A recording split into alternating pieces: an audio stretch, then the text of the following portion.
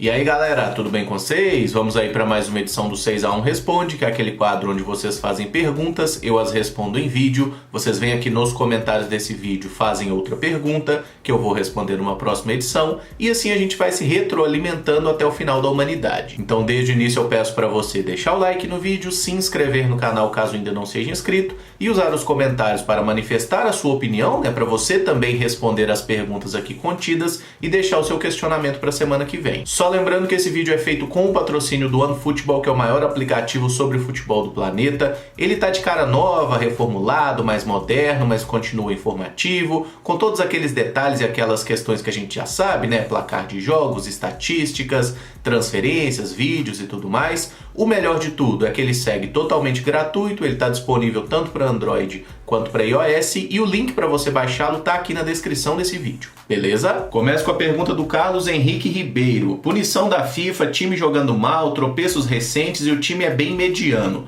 Você teme que o Cruzeiro não consiga o acesso? Carlos, obrigado pela pergunta. Eu temo e muito, tá? Até pelo futuro da instituição, né? Porque a gente sabe que se o Cruzeiro não conseguir retornar para a primeira divisão recebendo as receitas de Série A, né, principalmente a receita de TV, que é hoje o principal faturamento dos clubes brasileiros, existe sim um risco da gente ver o futuro do Cruzeiro muito ameaçado. Até porque a situação financeira continua horrorosa, né? Não é nenhum absurdo falar que o Cruzeiro deve R$1 bilhão aí em dívidas e é uma situação muito complicada. O Cruzeiro precisa desse acesso para a primeira divisão para se recuperar dentro de campo e também para conseguir se organizar fora dele. Com relação ao nosso desempenho na tabela do Campeonato Brasileiro da Série B, é claro que a situação está muito longe do ideal. O Cruzeiro está aí com 4 pontos em 21 disputados, né? É claro, se não fosse a punição, a gente teria 10 pontos, mas enfim, a punição existe, ela não pode ser revertida e a gente tem que trabalhar com essa realidade, tá? Então o desempenho do Cruzeiro está muito ruim, a gente está na beira da zona de rebaixamento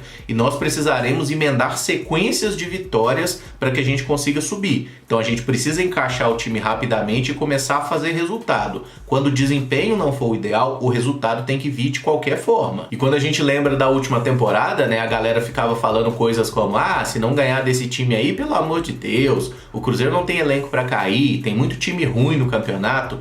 Esse papo a gente já viu no que dá. Dá em merda no final. Então o Cruzeiro precisa trabalhar sério, precisa ganhar partidas e jogar muito mais futebol do que jogou até agora. O Paris Kart Tech pergunta: acha mais válido um time com vários medalhões ou um time todo vindo da base? Paris Kart, obrigado pela pergunta. Eu acredito que a mescla seja a melhor solução. Um time só de jogadores da base não vai funcionar e um time só de jogadores velhos não tem a menor chance de funcionar, porque o futebol ele é competição, né? E como a gente viu na última temporada, o Cruzeiro tinha um plantel velho e a gente viu no que deu, Série B. Mas pensando exclusivamente para jogar uma segunda divisão de campeonato nacional, físico como esse torneio é, eu acho que se tivesse que escolher entre umas dessas duas opções, jogar com um time jovem, com um time de moleques, tem até mais chance de dar certo, ou melhor, né, tem menos chance de fracasso do que de jogar com um time velho, tá? Porque jogar com um time velho, você não vai ganhar o meio campo, você não vai conseguir fazer nada. É o que a gente viu, por exemplo, naquele jogo Cruzeiro e América, né? O primeiro tempo do Cruzeiro foi uma coisa ridícula. A gente não conseguia pegar na bola, não conseguia passar do meio campo, porque não tinham jogadores capazes de competir, de dividir bola, de ganhar um lance. Enfim, foi ridículo. Mas a gente não deve ter essa ilusão de que é só botar todo mundo da base que vai funcionar, porque não é assim também. Jogadores da base oscilam muito, eles não estão prontos, eles normalmente erram muito mais do que um jogador mais experiente, né, nessa tomada de decisão. A mescla sempre vai ser o mais importante. O Pedro Augusto pergunta: você acha que se o Cruzeiro não tivesse vendido o Montijo, o time conseguiria fazer uma campanha boa em 2013? Pedro, obrigado pela pergunta. Acho que se o Montijo não sai, o Cruzeiro não teria sido bicampeão brasileiro, tá? Porque foi justamente a grana que o Cruzeiro recebeu pela venda dele que permitiu a chegada de vários jogadores, né? Como, por exemplo, Everton Ribeiro e Ricardo Goulart, que foram os dois grandes expoentes daquelas conquistas. Então, assim, não dá pra gente imaginar que o Cruzeiro teria um grande time com a manutenção do Montijo, porque não viriam jogadores que produziram muito mais do que o argentino vinha fazendo. Eu gosto muito do Montijo, acho que é um jogador que teve uma importância muito grande na história do Cruzeiro, embora tenha ficado meio esquecido, porque não ganhou nenhum título, né? Mas é um cara que ele foi muito essencial enquanto esteve aqui, e ele foi ainda mais essencial quando saiu, porque deixou uma boa grana nos cofres do clube. Eu não tenho nenhuma crítica a fazer ao Montijo, acho que ele foi um cara que se entregou muito ao Cruzeiro, até com aqueles problemas que o filho tinha, problema de saúde, né? E ele estava sempre se colocando à disposição do clube para jogar, mas acho que ele saiu do Cruzeiro no momento certo, porque como a gente viu em 2012, né, ele sozinho não conseguia fazer o time caminhar, a gente estava sempre ali brigando na parte de baixo, brigando contra o rebaixamento. Foi assim em 2011, 2012 também foi, embora não tenha sido com aquele sofrimento todo, né? Mas a partir da saída do Montijo que a coisa caminhou muito bem para o Cruzeiro. Então acho que a história como foi escrita não poderia ter sido melhor, tá? E acho que se o Montijo fica, a gente não teria conseguido contratar bons reforços e teria feito uma campanha mediana como tinha sido a de 2012, por exemplo. O Matheus Nogueira pergunta, sem clubismo, na sua opinião, quem foi melhor, o Alex 2003 ou o Edmundo 97? Matheus, obrigado pela pergunta. Eu acho que tanto o Edmundo em 97 quanto o Alex em 2003, se eles não jogassem numa liga brasileira, que ninguém assiste fora do Brasil, né? Certamente eles estariam ali naquela lista de prêmio individual, de melhor do mundo, porque ambos foram espetaculares, né? O Edmundo jogou muita bola, foi artilheiro do Campeonato Brasileiro com 29 gols, acho que na temporada ele marcou mais de 40 inclusive, e o Alex em 2003 acho que não precisa lembrar, né? Ele foi realmente o dono do time do Cruzeiro ali, conquistou 3 títulos, foi o nosso artilheiro no Brasileirão com 22 gols, deu um punhado de assistências também, enfim, mas pra mim o Alex ele fez mais porque o Edmundo ele era o homem-gol, ele era o cara carismático, que aparecia muito, mas o Alex ele era quase tudo naquele time do Cruzeiro, porque se você tira o Alex, a gente tinha um time bem comum, tínhamos ali uma boa zaga, sim, tínhamos 2 bons laterais como Maurinho e Leandro, sem dúvida, mas olha o meio campo do Cruzeiro, Augusto Recife, um jogador tecnicamente muito limitado, o Wendel, que é um jogador mediano, né, que de fato teve bons momentos no Cruzeiro, até no Santos, mas não é nenhum craque. O Maldonado, esse sim jogava muita bola, né, e chegou no meio da campanha também, porque até então a gente jogava muitas vezes com o Jardel, né, às vezes até o Paulo Miranda lá no início do ano, o Alex era o 10 daquele time, e nós tínhamos uma boa dupla de ataque, né, era David e Aristizábal, em outros momentos entrava o Mota, mas no final do ano chegou o Márcio Nobre também, depois que o David saiu e tal. E não é menosprezando os números do Edmundo, longe de mim, ele jogou muita bola, foi campeão brasileiro, né, meteu 3 gols no Flamengo lá naquela reta final e tudo, o Edmundo foi espetacular em 97. Mas eu acho que muita gente não lembra, né, que o Edmundo fez 6 gols em um mesmo jogo contra o União São João, que era um time muito fraco na época, né? Então o Edmundo deitou o cabelo ali e certamente esses números impulsionaram muito até os recordes que ele conseguiu, tá? E eu acho que o Alex foi um cara extremamente regular toda a temporada, foi o nosso principal jogador nos 3 títulos, né? Tanto Mineiro, Copa do Brasil e também no Brasileiro, e eu acho que o Alex 2003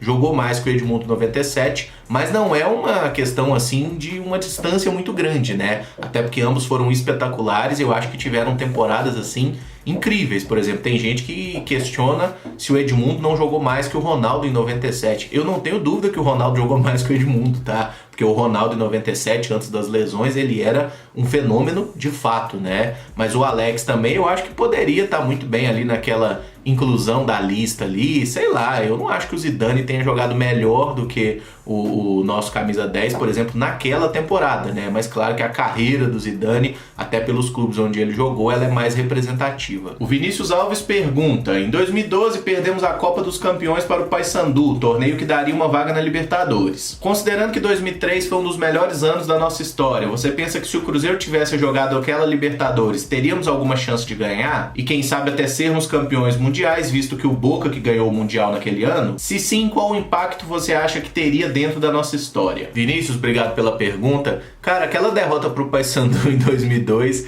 é disparadamente uma das maiores raivas que eu já passei com o Cruzeiro. Não teve o menor cabimento a gente perder aquela Copa dos Campeões, que nos daria vaga na Libertadores do ano seguinte, né? Mas enfim, vou tentar não lembrar muito do jogo em questão, das cagadas que o Jefferson fez naquela final, ou do possante Van Dijk. Agora tem um detalhe que eu acho que você não considerou, é que foi essa derrota na Copa dos Campeões que fez o Luxemburgo vir pro Cruzeiro, né? O Luxemburgo estava em crise lá no Palmeiras, tinha sido eliminado da Copa do Brasil pelo Asa de Arapiraca, né? E o técnico do Cruzeiro nessa ocasião era o Marco Aurélio, que na minha opinião é um péssimo treinador, por sinal, tá? Mas ganhou a Copa do Brasil 2000, merece nosso respeito, mas bom técnico ele não era não. E foi a partir daquele fracasso do Cruzeiro, né, vendo a oportunidade lá, o Luxemburgo mal no Palmeiras, que o Cruzeiro contratou o Luxemburgo, e acho que ninguém discorda que o Luxa é o principal nome aí na montagem daquele time campeão, né? O Alex dentro de campo e o Luxemburgo fora dele como mentor intelectual, como o cara que fez o planejamento, que buscou os jogadores certos e tudo.